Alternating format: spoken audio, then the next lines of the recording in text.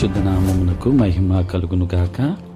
క్రీస్తునందు ప్రియ దేవుని బిడ్డలారా, ప్రభు అయిన యేసు క్రీస్తు పరిశుద్ధ నామములో మీ అందరికీ ఈ ఉదయకాల శుభములు తెలియచేయచ్చు ఉన్నాను.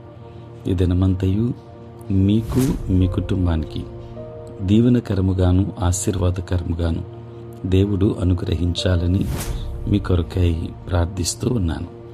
నేటి దినము కొరకు ఏర్పాటు చేయబడిన దేవుని వాక్యము కీర్తనల గ్రంథం 119వ సంకీర్తన 89వ వచనం.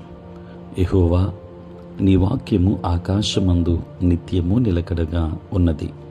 ప్రియులారా, నేటి దినము కొరకు ఏర్పాటు చేయబడిన ధ్యానాంశము నిత్యము నిలుచు వాక్యము. ప్రియులారా, దేవుని వాక్యము అన్ని వేళలా నిలకడగా ఉన్నది. ఆయన వాక్యమును అనుసరించి నడుచుకున్నవారు ఎల్లకాలము నిలిచియుందురు.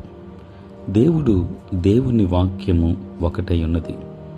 ఆదియందు వాక్యముండెను, ఆ వాక్యము దేవుడై ఉండెను అని యోహాను 1వ అధ్యాయం 1వ వచనములో చూస్తాం.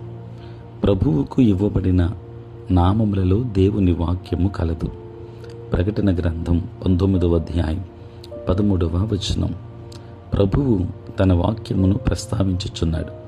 తన శక్తిని తన వాక్యముతో జత చేయుచున్నాడు గనుక దేవుని వాక్యము ఆత్మయు జీవమునై ఉన్నది. ప్రియులారా, దేవుని వాక్యము చదివి ధ్యానించిన ఎడల మీరు ధన్యులగుదురు. వాక్యమును చదువుట వలన వచ్చు ధన్యతను గూర్చి అతడు నీటి కాలువల యోరను నాటబడినదై ఆకువాడక తన కాలమందు ఫలమిచ్చు చెట్టు వలె ఉండును. అతడు చేయనిదంతయు సఫలమగును అని కీర్తనాకారుడు రాశాడు. ప్రియులారా, అమెరికా దేశము ముందడుగు వేయటానికి గల కారణం వారు పరిశుద్ధ గ్రంథమునకు ప్రథమ స్థానం ఇచ్చుటయే. వారి వాడకములనున్న currency in God we trust, దేవుని యందు నమ్మిక ఉంచి ఉన్నాను అని వ్రాయబడి ఉంది.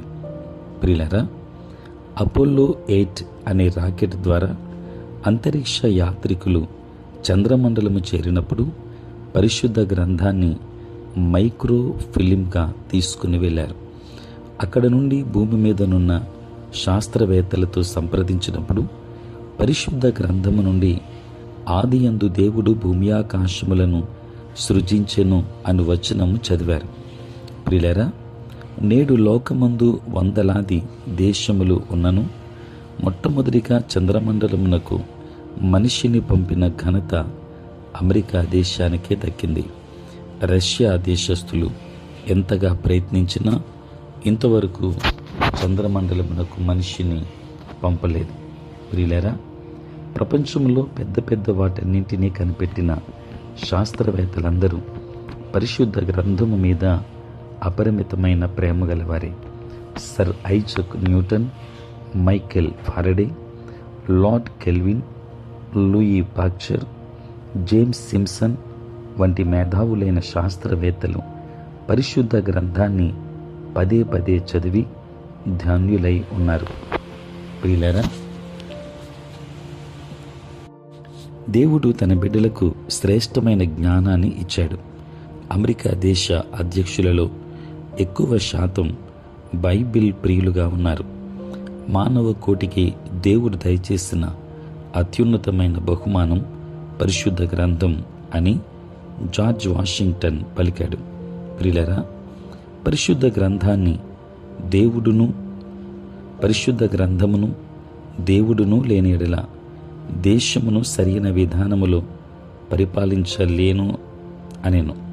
దేవుని బిడ్డలారా, దేవుడు మానవ కోటికి దయచేసిన అత్యున్నతమైన బహుమానము బైబిల్. మొదటి స్థానాన్ని మీరు ఆ పరిశుద్ధ గ్రంథానికి ఇచ్చిన ఎడల మిమ్మును పరిశుద్ధ గ్రంథం అనగా దేవుని వాక్యం హెచ్చిస్తుంది. కనుక 119:1వ వచనములో గమనిస్తే, యెహోవా ధర్మశాస్త్రమును అనుసరించి నిర్దోషముగా నడుచుకున్న వారు ధన్యులు అని వ్రాయబడి ఉంది. కనుక దేవుని వాక్యాన్ని ధ్యానిద్దాం, చదువుదాం, దైవాశీర్వాదములు పొందుకుందాం. దేవుడు మిమ్మును మీ కుటుంబాన్ని బహుగా దీవించునుగాక. ఆమేన్. ప్రార్థన. పరిశుద్ధుడా, ప్రేమ కలిగిన తండ్రి, నీ స్తోత్రాలు. రాత్రంతయు కాపాడారు నాయన. ఉదయం లేచి మిమ్మల్ని స్తుతించే భాగ్యం ఇచ్చారు. నీ స్తోత్రాలు. ఈ దినమంతా కూడా మీ సన్నిధి మాతో ఉంచండి. మీ ప్రసన్నత మాకు దయచేయండి. నేటి మా పనులలో, ప్రయాణములలో, పరిచర్యలో మీరే తోడుగా ఉండండి. దేవానికి వందనాలు. ప్రభువా, ఈ దినమంతా కూడా నీ కృపాక్షేమములతో నింపండి. ఉద్యోగస్తులు, వ్యాపారస్తులు, కష్టపడి పని చేసుకుంటున్న బిడ్డలందరినీ దీవించండి నాయన. చదువుకుంటున్న బిడ్డలకు కావలసిన జ్ఞానమునివ్వండి. దూరదేశాలలో, దూర ప్రాంతాలలో ఉంటున్న బిడ్డలందరినీ దీవించండి నాయన. పుట్టినరోజు, పెళ్లి రోజు జరుపుకొనుచున్న బిడ్డలను దీవించి నూతన ఆశీర్వాదములు మెండుగా వారికి మీరు అనుగ్రహించండి తండ్రి. గర్భిణీ స్త్రీలను దీవించండి. సంతానలేమితో బాధపడుతున్న బిడ్డలను జ్ఞాపకం చేసుకోనండి నాయన. ఉద్యోగాల కొరకు ఎదురు చూస్తున్న బిడ్డలను జ్ఞాపకం చేసుకోండి ప్రభువా. ఇదిగో తండ్రి, ఎంతోమంది రక్షణ లేక నశించిపోతున్నారు.